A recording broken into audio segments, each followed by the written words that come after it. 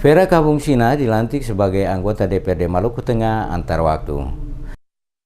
Vera Kabungsina, politisi asal Partai Keadilan dan Persatuan Indonesia atau PKPI Maluku Tengah, resmi dilantik sebagai anggota DPRD Maluku Tengah hasil pergantian antar waktu sisa masa bakti 2014-2019.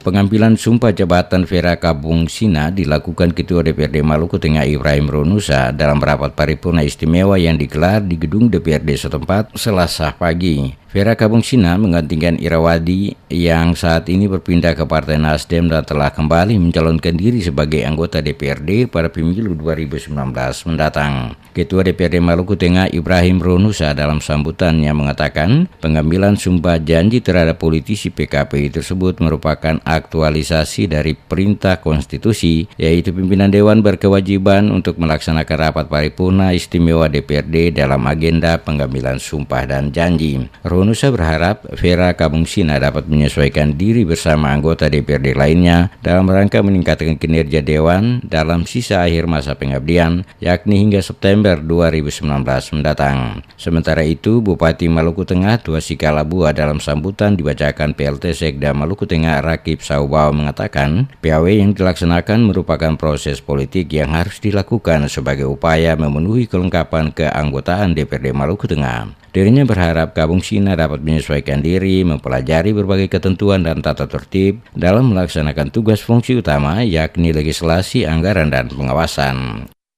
Lembaga legislatif merupakan mitra kerja dan berkedudukan sejajar dengan eksekutif dalam rangka penyelenggaraan pemerintahan daerah berdasarkan asas otonomi dan tugas perbantuan.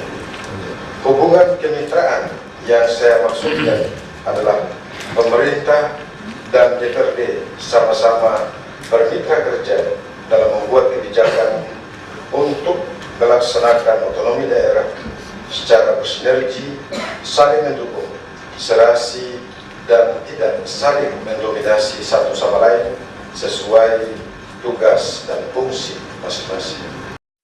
Sebagai anggota DPRD yang baru, Vera Kabungsina berjanji dapat segera menyesuaikan diri dengan rekan-rekan sesama anggota yang lain untuk berkiprah dalam penyelenggaraan pemerintahan, pembangunan, dan pelayanan kepada masyarakat di bumi Pamanunusa.